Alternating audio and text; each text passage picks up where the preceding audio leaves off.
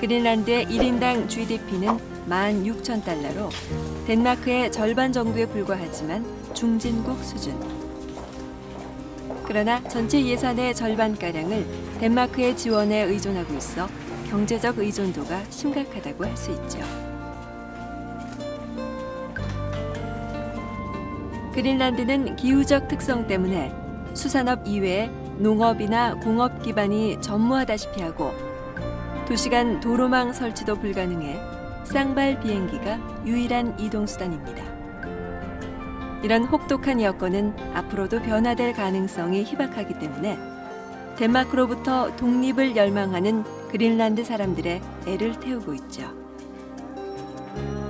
여기서 잠깐 시청자 여러분의 오해 한 가지를 풀어드리고 넘어가는 게 순서일 것 같습니다.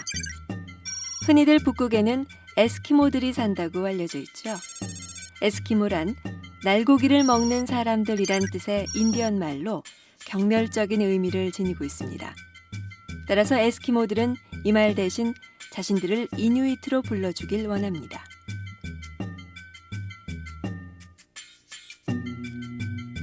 이누이트는 몽골계 종족으로 중키의 단단한 체구, 비교적 큰 머리와 넓고 평평한 얼굴을 특징으로 합니다. 이들은 손발 크기나 다른 신체적 특징 면에서 아메리카 인디언들과는 뚜렷한 차이가 있고 인디언에겐 전혀 없는 B형 혈액형 보유자가 많고 대머리가 없습니다. 그렇다면 현재 그린란드엔 여러분이 생각하시는 그런 이누이트가 살고 있을까요? 답은 그렇지 않다입니다. 다시 말씀드리면 지금 그린란드엔 엄밀한 의미의 이누이트는 존재하지 않습니다. 이 말을 이해하기 위해선 약간의 역사적인 지식이 필요합니다. 이누이트는 적어도 5,000년 동안 시베리아 북부, 알래스카와 캐나다 북부, 그리고 그린란드에 흩어져 살았습니다. 그들은 유럽인들과는 다른 독자적인 혈통과 문화를 가지고 있었습니다. 그러나 러시아, 미국, 캐나다, 덴마크 등 유럽인들이 이누이트 영역에 파고들면서 대규모로 혼혈이 진행됐습니다. 덴마크가 본격적으로 그린란드를 식민지로 개척하기 시작한 것은 1721년. 이후 300년 동안 그린란드에선 이누이트와 덴마크 사람들 사이에 여러 세대에 걸친 로맨스가 이뤄졌죠. 그 결과 새로운 혼혈 인종의 탄생을 가져왔습니다. 덴마크 사람도 아니고 이누이트도 아닌 제3의 인종. 이들은 그린란더, 즉 그린란드 사람이란 신조어로 불려집니다. 물론 순수 혈통을 간직하고 있는 이누이트가 전혀 없는 건 아니지만 그린란드 인구의 90% 이상은 그린란더고 앞으로 시간이 지날수록 이누이트는 과거에 존재했던 인종으로 지구상에서 영원히 사라지겠죠.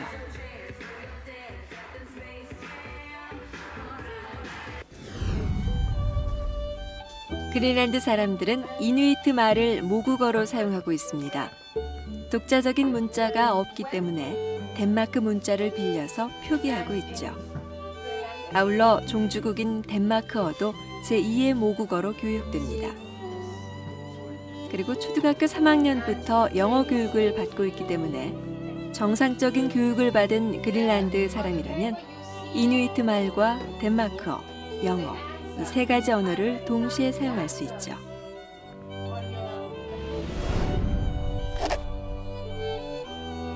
그러나 최근 독립에 대한 열망이 높아지면서 모든 공식적인 표기에서 덴마크 말보다 이누이트 말을 우선시하는 경향이 늘어가고 있습니다.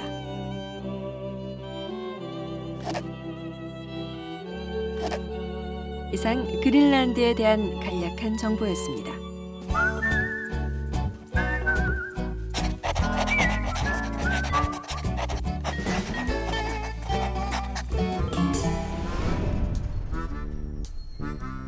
지금부터 본격적인 그린란드의 여름 얘기 시작해 볼까요? 제작진이 가장 먼저 찾아간 곳은 그린란드 남부의 관문인 나르사수아크. 나르사수아크는 이누이트어로 커다란 평야를 뜻하는 말입니다. 대개 가파른 산등성이들이 많은 그린란드에선 드물게 널따란 평원이 펼쳐져 있기 때문에 이곳에 공항이 생긴 것은 자연스러운 일이었죠. 재미있는 사실은 이 공항을 만든 건 그린란드의 종주국 덴마크가 아니라 미국이란 사실입니다. 1940년 히틀러가 덴마크를 점령하자 덴마크는 그린란드의 안보권을 미국에 넘겨버립니다. 당시 미국은 2차 세계대전에 참가하기 전이었지만 히틀러가 그린란드를 통해 미국을 침공할지도 모른다는 불안감을 가지고 있었죠. 그래서 1941년 서둘러 미 공군 기지를 건설한 곳이 바로 이곳 나르사수아크였습니다. 전쟁이 끝난 뒤 미군이 철수하자 나르사수아크는 자연스럽게 그린란드 남부 지역의 관문이 됐고 이곳을 통해 남부의 주요 마을로 갈 수 있게 됐습니다. 우리가 이곳을 첫 번째 방문지로 선택한 이유는 나르사수아크 공항과 배로 10분 거리에 있는 까시아수크 목장을 방문하기 위해서였습니다. 푸르른 풀이 무성한 초지로 둘러싸여 가슴까지 시원해지는 이곳이 바로 그린란드의 역사가 시작된 곳 까시아수크. 버려진 동토의 땅 그린란드가 유럽에 알려진 것은 10세기 무렵. 전설적인 노르웨이 출신 바이킹 에이릭 토르발드손에 의해서였습니다. 머리카락과 얼굴까지 온통 붉은색이어서 흔히 붉은 털 에릭이란 애칭으로 더 유명한 그는 살인죄를 저질러 아이슬란드에서 추방되자 985년 700명의 추종자들을 이끌고 이곳 까시아수크 주변으로 이주했습니다. 물론 그때까지 그린란드 남부는 아무도 살지 않는 텅 빈 땅이었죠. 그는 이곳을 푸르른 땅, 즉 그린란드라고 이름 붙였습니다. 일부 학자들은 붉은 털 에릭이 사람들을 현혹하기 위해 일부러 얼음 땅에 그런 이름을 붙였다고 주장하지만 보십시오. 비록 여름 한철뿐이라지만 무성한 풀이 가득 찬 까시아수크의 아름다운 목장을 보노라면 그린란드란 이름이 결코 과장은 아니란 생각이 듭니다.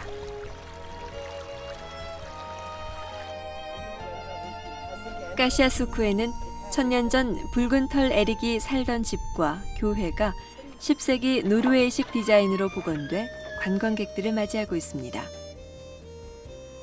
당시 바이킹들은 비록 노르웨이에서 2,400km나 떨어진 곳에 거주하고 있었지만 이곳 그린란드에 성당을 지었고 고대 노르웨이어로 글을 썼으며 유럽의 최신 유행을 따라 옷을 입고 가축과 농사를 지었습니다. 또한 중세 유럽과 같은 봉건 계급 사회를 형성했죠. 영주는 따로 마련된 침실에서 지냈고 농노들은 한 방에 엉켜서 자야 했습니다. 양털로 실을 잡기 위해 내실 한가운데 마련된 대형 물레, 그리고 방바닥에 설치한 난로와 취사 도구 등이 당시 그들이 얼마나 극심한 추위와 맞서야 했는지를 잘 보여줍니다. 역사가 기록되기 시작한 이후 인류는 두 차례의 온난화를 경험한 바 있습니다. 첫 번째는 기원전 200년부터 서기 600년에 이르기까지 번성했던 로마 제국 때였고, 두 번째는 900년부터 1300년에 이르는 중세 시대였습니다. 붉은 털 에릭이 그린란드로 이주해 온 시기는 두 번째 온난화가 막 시작될 무렵으로 지금보다도 기후 조건이 훨씬 유리했습니다. 그들은 그린란드에 집을 짓고 소규모로 농사를 지었으며 양과 소, 말 등 가축을 길렀습니다. 전성기 때는 까시아수크 같은 농장을 250개나 건설하고 5천 명 가까운 사람들이 살았던 것으로 전해지고 있습니다.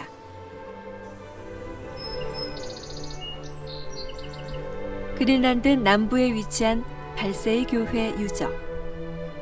1300년경 건축된 것으로 보이는 이 웅장한 노르웨이식 석조 건축물은 당시 그린란드에 정착했던 유럽인들의 전성기를 말해줍니다. 이 발세이 건물은 그린란드에선 가장 유명한 건물로 관광 안내 책자에서 빠지는 법이 없을 정도죠. 산으로 에워싸인 길고 널찍한 피오르드 초원 위에 세워진 이 교회의 전망은 장관입니다. 주변에서 채취한 현무암으로 만든 벽과 출입구, 박공 등도 거의 손상되지 않았고 때를 이어붙인 지붕만 사라졌을 뿐입니다. 교회 주변으로는 집과 축사, 창고 등이 자리 잡고 있었죠. 발세이 교회를 둘러보면 바이킹들이 금방이라도 튀어나올 것 같지만 지금은 아무도 살지 않는 버려진 곳이 되고 말았습니다. 그들은 1408년 이 교회에서 거행된 결혼식 기록을 마지막으로 흔적도 없이 사라졌습니다. 붉은 털 에릭이 처음으로 그린란드에 정착한 지 400년 만의 일이었습니다. 그들이 사라진 이유는 지금도 미스테리로 남아 있습니다. 다만 학자들은 바이킹들이 사라진 이유에 대해 15세기부터 시작된 소빙하기의 시작, 즉 기온이 점차 하강해 추위 때문에 더 이상 생존이 불가능했을 거라고 추측하고 있을 뿐입니다. 그러나 비슷한 시기 그린란드 북부에 살고 있던 이누이트들은 개썰매와 카약을 타고 고래와 바다 표범 등을 사냥하면서 생존에 성공했습니다. 이누이트는 북극권에서 수천 년을 지내면서 가혹한 기후를 이겨내는 방법을 터득한 북극권 문화를 계승했지만 바이킹들은 그렇게 하지 않았습니다. 바이킹들은 이누이트와는 달리 유럽의 농경 문화를 끝까지 고수했습니다. 만약 바이킹들이 이누이트와 같은 길을 걸었다면 그들의 붕괴 역시 필연적이지 않았을 거란 추측이 가능한 부분이죠. 까시아수크 근처에 있는 이너룰라릭 목장. 35에이커에 달하는 이 목장은 1000마리가 넘는 양을 키우는 그린란드 최대의 양목장이기도 하죠. 지금 초지에 비료를 주는 작업이 한창이군요.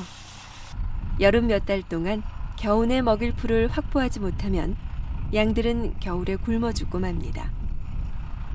그래서 풀이 사람 허리만큼 자라게 하기 위해 농부들은 여름 동안 초지를 열심히 가꿔야 합니다. 목장 앞바다에 떠있는 빙산만 아니라면 이런 풍경은 뉴질랜드의 어느 목장에 와 있는 것 같은 착각에 빠질 정도입니다. 또 한 가지 차이점이라면 그린란드의 목장은 추운 날씨 때문에 해충이 전혀 없다는 사실이죠. 따라서 풀을 잘 자라게 하기 위해 농약은 전혀 필요하지 않습니다. 그린란드 남부에는 이런 양목장이 약 50개 정도가 있고 2만 마리의 양들이 사육되고 있습니다. 더불어 양고기는 그린란드에서 자급자족되는 유일한 고기가 됐습니다. 1000년 전 바이킹들이 정착할 당시만 해도 양은 물론 소와 말까지 기를 수 있을 정도로 여름이 따뜻했지만 지금은 양치기만 가능할 뿐이죠. Yeah, I like to say that it's not true, of course. Of course there is a lot of ice and in the middle of Greenland, but we have also many months with very good and warm days. And we live here just like other countries with sunny days, and of course in the winter we have snow and ice, but it's not difficult.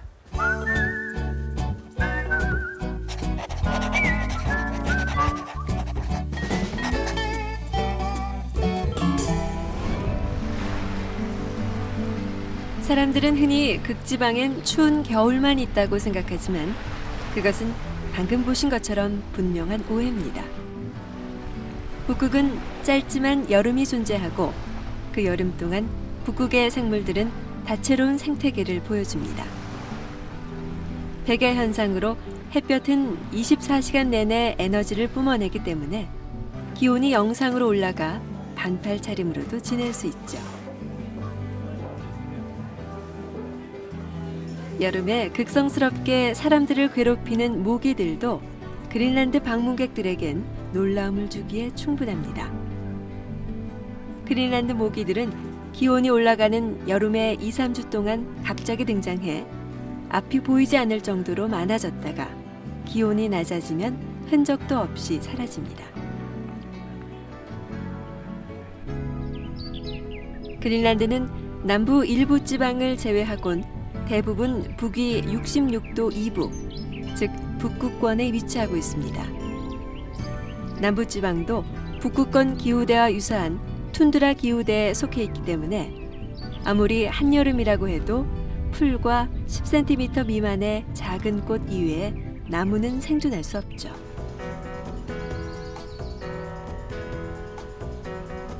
그런데 이게 웬일일까요?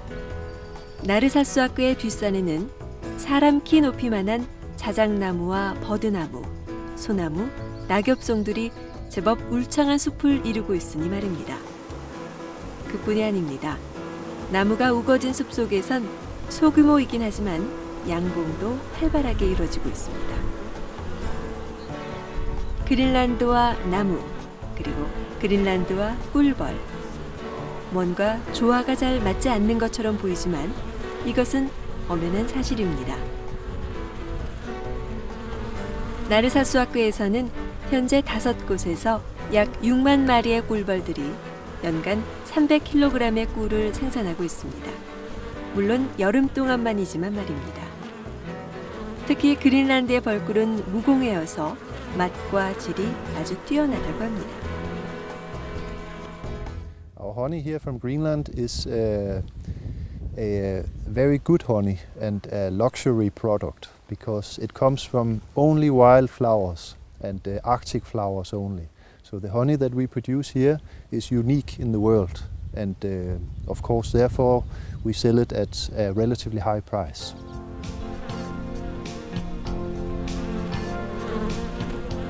그린란드에 나무와 꿀벌이 존재하는 이런 현상을 어떻게 이해해야 할까요? 물론 그 해답은 지구온난화에서 찾아볼 수 있습니다. 인류는 역사 이래 로마 시대, 중세에 이어 지금 3번째 온난화를 맞이하고 있습니다. 기후학자들에 따르면 최근 지구온난화는 1850년부터 시작됐다고 합니다. 그 결과 소빙기로 사라졌던 양의 사육이 최근 다시 가능해졌고 덴마크 정부는 10년 전 추위에 강한 나무 10만 그루를 나르사수아크에 옮겨 심었습니다. 그리고 꿀벌도 들여왔습니다. 낮은 기온 때문에 성장은 더디지만 이식된 나무들은 지금 보시는 것처럼 잘 자라고 있죠. 덴마크 정부가 나무를 이식하는 장소로 나르사수아크를 지목한 이유는 피오르드 깊숙이 들어서 있어 차가운 해류와 빙산, 소금기를 띤 물안개, 바람을 피하게 해줘 초목의 성장이 다른 곳보다 잘 될 것이란 판단 때문이었습니다. 그리고 그 예측은 적중했습니다. 따라서 북극지방 그린란드에 나무가 있다는 말은 사실입니다. 비록 특정 지역에 인공적으로 심어지긴 했지만 말이죠. 그러나 그린란드에선 이곳을 제외한 모든 지역에서 나무는 존재하지 않습니다. 아니, 생존할 수 없다고 하는 게 옳은 표현이겠죠. 어쨌든 그린란드에 나무가 자라고 있다는 사실은 놀라운 일임에 틀림없습니다. 하지만 그린란드 사람들은 이런 사실이 급속한 지구온난화 때문이란 주장에 부정적인 태도를 보이고 있습니다.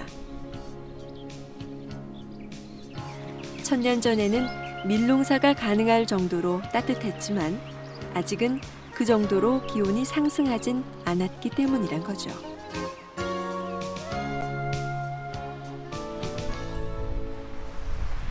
그린란드 남부에 자리 잡은 그린란드 농업연구소. 감자, 브로콜리, 양배추 등 농작물과 국화, 제비꽃, 피투니아 등 화초 50여 종, 그리고 젖소 6마리가 시험적으로 사육되고 있는 곳입니다. 따라서 그린란드 농업연구소는 북극 지역에서 농업의 가능성을 모색하는 툰드라 농업의 중심지라고 할 수 있죠.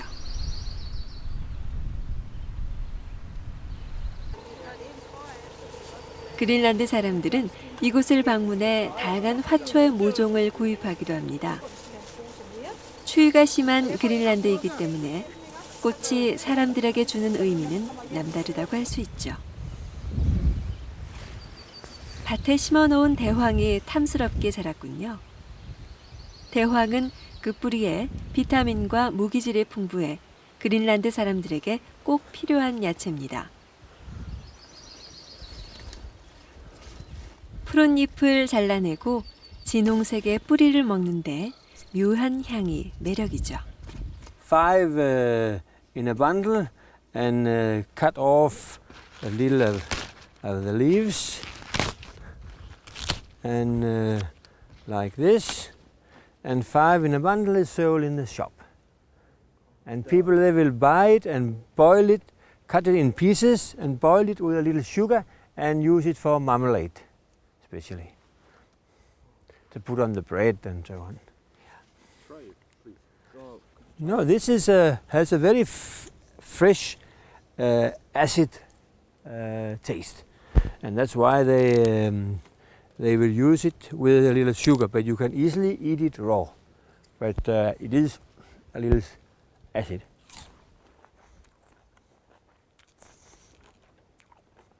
You can have a piece as well. 이 농업연구소는 최근 사과와 딸기 재배도 시험 중입니다. 그만큼 지구온난화의 진행으로 농사의 가능성은 점점 커지고 있는 셈입니다. 그린란드 농업연구소의 가장 큰 업적은 뭐니 해도 감자의 대량 생산이 가능하도록 했다는 점이죠.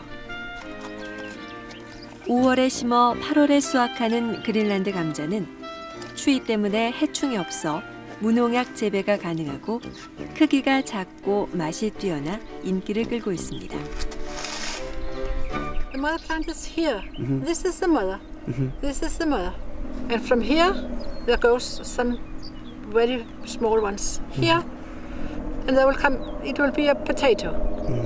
And I think when you come back in August, I can make you some potatoes. Yes, and here too. And they are so tasty, and I think it's because it never gets so heated, and it is a little cold in the nights. I think it's good for the potatoes when it is when it not is so hot in the nights, and they are so tasty. 최근 지구 온난화 문제가 세계적인 이슈가 되면서 세계 여러 나라 취재진들의 방문으로 몸살을 앓고 있다는 그린란드 농업연구소. 그러나 정작 이곳에서 일하는 연구원들은 이런 분위기에 대해 못마땅한 생각을 갖고 있었습니다. 각국의 취재진들이 한결같이 지구 온난화 때문에 채소 수확량이 늘었냐고 질문해 오지만 그들은 한 번도 그렇다고 대답해 준 적이 없었다고 합니다. 그런데도 늘 기사에는 급속한 온난화로 그린란드에서 농사가 확산되고 있다는 식으로 과장돼 나온다며 언론에 대한 깊은 불신을 드러내기도 했습니다. 그린란드가 1000년 전에는 밀농사가 가능할 정도로 따뜻했던 적도 있었는데 최근의 온도 상승을 문제시하는 건 잘못됐다고 생각하기 때문입니다. 최근 온난화는 온실가스 때문이 아니라 그냥 기후변화의 한 패턴에 불과하다는 게 이 연구소의 주장입니다. 날씨가 따뜻해지고 있는 건 사실이지만 그건 1000년 전에 따뜻했다가 500년 전에 다시 추워지고 지금 다시 기온이 오르는 날씨의 주기적 사이클일 뿐이란 거죠. Wheat? No, it can't grow. It's the growing season is too short. Yeah. And of course, it is funny. 1,000 years ago, this area was populated by the Nordic people, no? 1,000 years ago. And in this time, they had cows growing wheat, and the temperature must have been different. But at the moment, they sow a little wheat, but they cut it green and use it for fodder. They cannot harvest it ripe. 지금 세계는 지구 온난화 문제로 온통 시끄럽습니다. 온난화를 일으키는 주범으로 이산화탄소가 꼽힙니다. 이산화탄소와 같은 온실가스를 줄이지 않으면 남극과 북극의 얼음이 모두 녹아버릴 것이란 섬뜩한 전망도 끊이지 않고 있죠. If I believe that the global warming is going to be changed, yes, I do so. We have the population on Earth have a major impact on the last temperature change, mostly because of the dioxide carbon emissions in the atmosphere. There is almost today no doubt about that. And more than that, we are able today to see that there is a physical change, mostly with the ice caps which are retreating, and this can be measured from ground and also from satellites. So we have plenty of data which say that there is a global warming. 지구 온난화를 주장하는 학자들은 그 증거를 그린란드에서 찾기 위해 심혈을 기울이고 있습니다. 그러나 아이러니하게도 막상 그린란드의 역사를 잘 알고 그린란드에서 직접 살아가는 사람들은 그런 주장에 대해서 못마땅한 태도를 가지고 있다는 사실. 정말 흥미로운 얘기가 아닐 수 없습니다. The process we are talking about the average temperature, it's almost the same. But the reach of ice cap is melting. We know this. But the ice or the meat of the ice cap is getting thicker or thicker. So you can measure the on a satellite picture, and the reach of ice cap is smelting. But there is ice on the top of the ice cap getting thicker, thicker, thicker. I think that all the people who is looking at the ice cap, they have different opportunities of what is going on here. Some people who want to collect more money for the environmental thing, that the ice is on the way out, and people who is living here, they think that it's a normal situation. But it depends on money. And right now we have the International Polar Year, and it seems that they can get enormously of money. Right now they are spending around $11 million.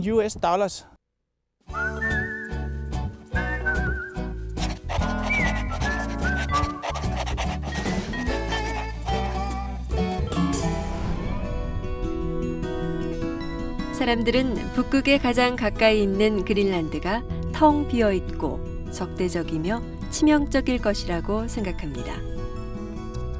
그러나 그런 생각은 그린란드 남부, 특히 여름철엔 잘못된 것임을 깨닫게 됩니다. 나르사수아크에서 배로 1시간 거리에 있는 나르사크. 나르사크는 인구 2,000명의 깨끗하고 조용한 전형적인 어촌 마을이죠. 나르사크는 이누이트 말로 평원을 뜻합니다. 마을이 자리한 드넓은 초원 때문에 그런 이름이 붙여졌습니다. 마을 사람들은 깔끔하게 지어진 덴마크식 주택에서 평화로운 삶을 살아가고 있습니다. 10세기 붉은 털 에릭이 유럽인으로선 처음으로 그린란드에 정착할 당시 나르사크는 큰 양목장들이 즐비한 주요 거주지 가운데 하나였죠. 그러나 15세기경 몰아닥친 추위로 그들이 사라진 이후 버려졌다가 1830년 무역기지로 재건된 역사를 가지고 있습니다. 현재 나르사크의 주요 산업은 어업, 주변 바다에 바다표범, 밍크고래, 대구와 연어 등이 풍부하기 때문이죠. 그 가운데에서도 바다표범 사냥은 나르사크 경제의 든든한 버팀목이 되고 있습니다. 제작진은 이곳 나르사크에서 27살의 젊은 바다표범 사냥꾼 이누아크 크리치안센 형제를 만날 수 있었습니다. 그들은 3대째 바다표범 사냥으로 생계를 꾸려가는 전문 사냥꾼들이었습니다. 바다표범 사냥에 필요한 장비는 작은 모터보트와 소총. 2명이 한 조가 돼 사냥에 나서는 게 보통입니다. 바다표범 사냥터는 나르사크에서 1시간 거리에 있는 바다 한가운데. 크고 작은 빙산들이 많아 바다표범들이 물 밖에서 휴식을 취하기에 적당한 장소죠. 사냥꾼들은 빙산 위에서 쉬고 있는 바다표범이나 숨을 쉬기 위해 물 밖으로 고개를 내미는 순간을 노립니다.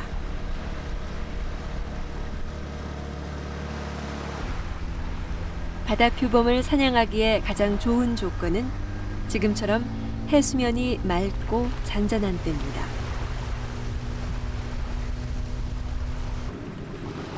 건조하고 오염이 없는 그린란드 바다에서 사냥꾼들은 충분한 거리의 시야를 확보할 수 있죠.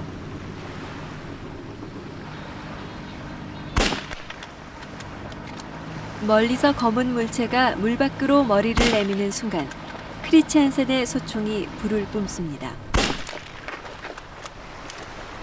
대개 첫 사격은 명중시키기 위한 게 아닙니다. 바다표범이 숨을 쉴 수 있는 틈을 주지 않는 게 목적이죠.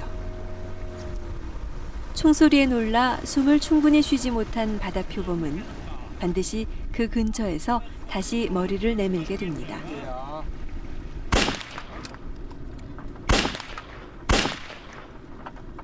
이때 바다표범 가까이 접근한 배에서 두 번째 사격이 이루어집니다. 바로 이때가 바다표범의 운명이 결정되는 순간이죠.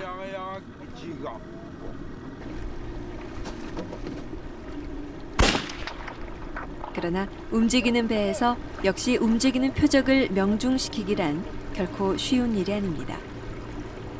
두 번째 사격이 실패하면 사냥꾼은 다음 기회를 노려야 합니다.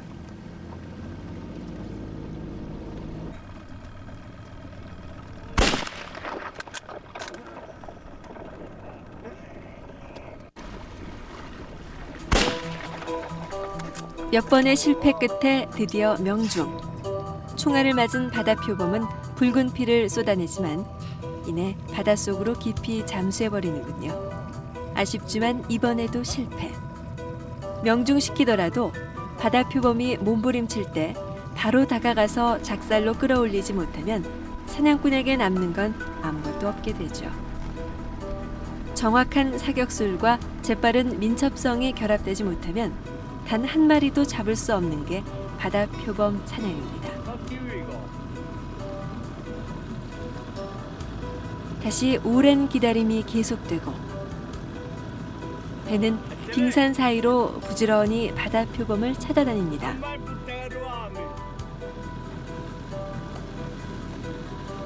몇 차례의 기회를 놓친 끝에 다시 찾아온 기회.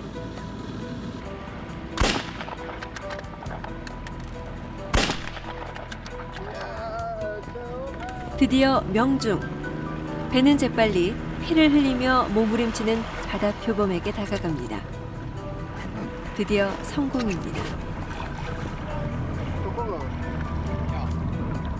머리를 정통으로 맞은 바다표범은 분수처럼 피를 쏟아냅니다.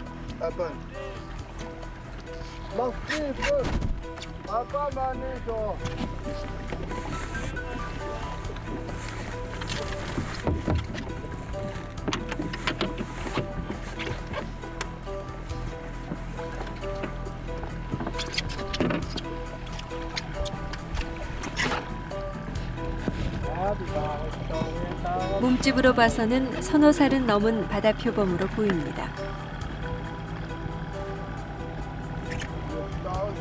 배 위로 끌어올려진 바다 표범은 먼저 칼로 숨통을 끄는 뒤 머리를 아래쪽으로 향하게 해서 걸쳐 놓습니다.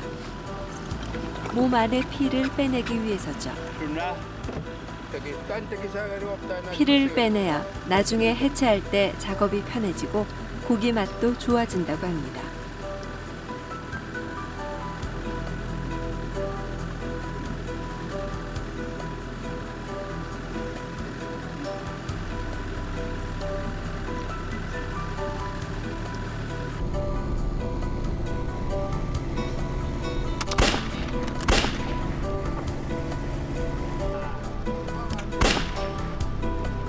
두 번째 명중.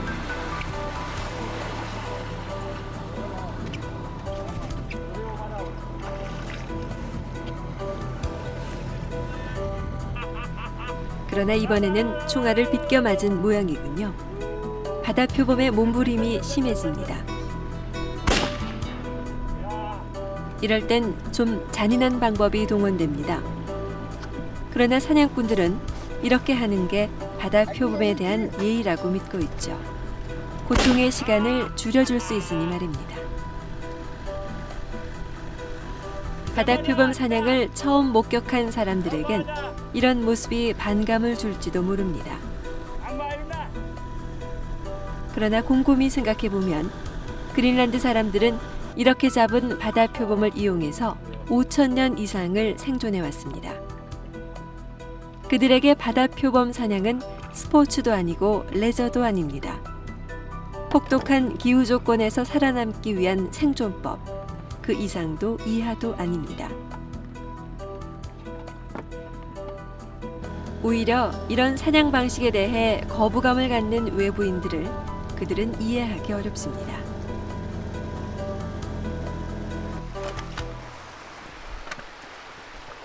사냥이 끝나면 곧바로 해체 작업에 들어갑니다. 바다 표범의 해체 과정은 가장 먼저 값비싼 가죽부터 벗겨내는 게 순서죠.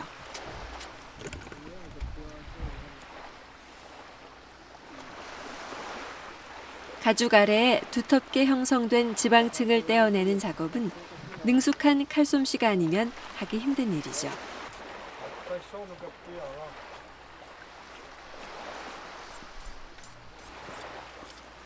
가죽을 벗겨낸 후에는 내장을 드러냅니다. 그린란드 사람들은 아직도 전통적인 날고기를 즐기지만 문명화된 지금 바다 표범 생식은 지방층과 간을 먹는 데 그치고 대부분의 살코기는 삶아서 먹습니다. 이누이트들이 육식을 주로 하면서도 심혈관 질환 발병률이 낮은 이유는 바다 동물의 풍부한 오메가3 지방산, 즉 EPA와 DHA 때문입니다. EPA와 DHA는 두뇌에 영양을 공급해주고 콜레스테롤과 혈액순환 개선에 도움을 주는 물질로 알려져 있죠. They are our food, seals. But if we should be thinking about those Danish foods, that's not good for us. So we take out and catch some seals, so we can eat something we belong to eat meat and fish, and also something on the land so we can catch. 바다 표범 가죽은 한 벌에 300크로네, 우리 돈으로 약 6만 5천 원에 팔립니다. 크리치안센 형제는 오늘 사냥도 20만 원 상당의 가죽과 충분한 양의 고기를 얻은 셈입니다. 나르사크뿐만 아니라 해안가에 살고 있는 주민들 상당수가 바다 표범 사냥으로 생계를 유지하기 때문에 바다 표범은 그린란드 지역 경제의 중심이라고 할 만합니다. 바다표범 가죽이 인기가 있는 건 무엇보다 아름다운 무늬 때문이죠. 코트 한 벌을 만드는데 15마리의 가죽이 소요되는데 가격은 200만 원이 넘습니다. 코트 이외에 바다표범 핸드백과 지갑도 비싼 값에 판매되는 인기 품목이죠. 그린란드에서 만들어진 다양한 바다표범 가죽 제품들은 유럽과 러시아, 중국 등으로 수출됩니다. 그린란드에서 바다표범 사냥은 누구나 할 수 있는 일입니다. 몇 마리를 잡든 제한이 없습니다. 사냥총도 16살 이상이면 까다로운 절차 없이 동네 슈퍼마켓에서 얼마든지 구입할 수 있죠.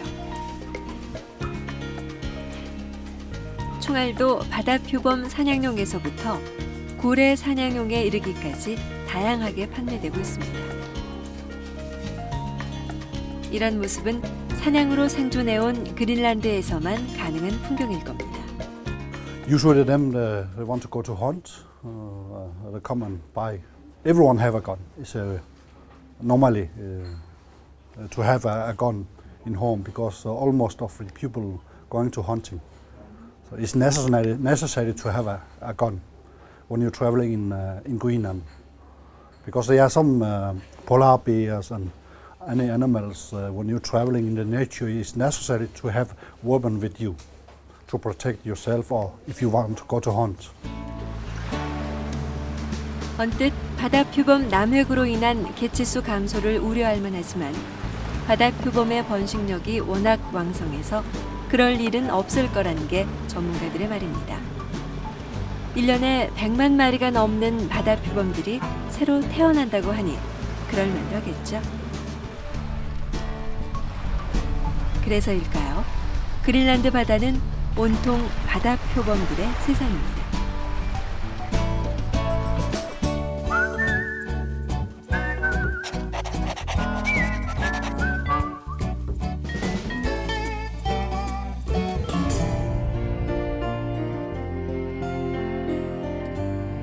남극을 제외하면 가장 큰 빙상으로 덮여 있는 동토의 땅 그린란드. 그러나 남극에 비하면 북극은 매우 호의적인 기후 조건을 가지고 있습니다. 얼음과 눈의 나라 그린란드지만 여름은 존재합니다. 여름이 되면 그린란드의 식물들은 긴 잠에서 깨어나고 다양한 종류의 꽃들이 피며 양들도 답답한 우리에서 벗어나 푸르른 초지에서 느긋하게 풀을 뜯습니다. 엄청난 숫자의 모기도, 부지런한 꿀벌도 그린란드의 여름을 만들어가는 빠질 수 없는 존재들이죠. 그린란드는 우리가 상상했던 에스키모들이 살거나 탐험가 또는 과학자들만이 발을 디딜 수 있는 그런 땅이 아닙니다. 제법 다채롭고 풍요로운 야생과 사람들이 어우러져 흥미로운 얘기를 만들어가는 그린란드. 지금까지 그린란드의 여름 이야기, 그 첫 번째 시간 함께해 주신 여러분 고맙습니다. 다음 이 시간에는 또 다른 그린란드 얘기로 여러분을 찾아뵙겠습니다. 저는 아나운서 정연경이었습니다.